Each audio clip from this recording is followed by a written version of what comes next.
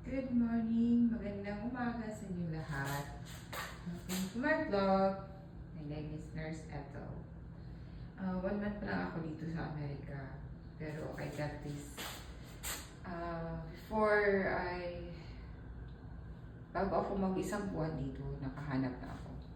Sorry for my Tagalog kasi waray ako sometimes. Nahirapan din. Pero okay lang. Binigyan ako ng bite ng kapatid ko. Pumunta siya dito from North Carolina. Papuntang Corning, New York. 10 hours yun. Grateful talaga ako sa sister ko kasi tinulungan din niya ako. And especially sa mga boyfriend kong Amerikano. Kasi siya yung naghanap ng apartment while nandun ako nag-work. So nahanap namin ito yung Apple Creek with 2 bedrooms.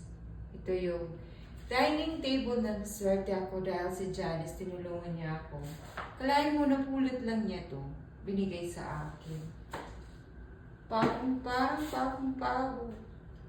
Matibay yan. Kung sa Pilipinas yan, mahal na mahal yan. Ito pala, simple quick tour dito sa aking apartment. Kunting apartment. So, may dalawa akong bedroom. Pagpasensya na ninyo kasi wala pa akong bed dito sa isang room ko.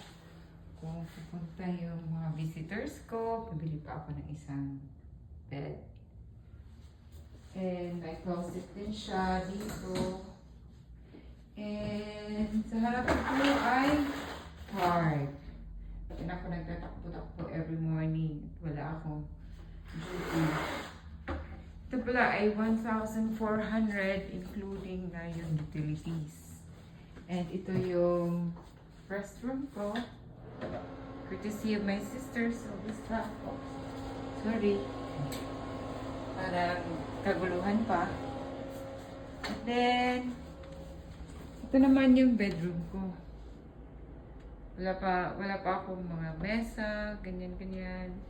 Pero magkakaroon din. Dahan-dahan lang.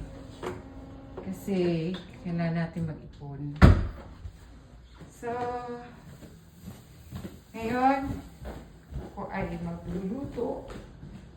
Pagka-laki-laking eggplant. Ito siya.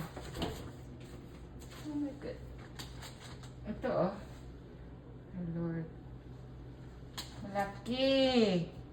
Mukha ko na to. Until my next vlog. Bye guys.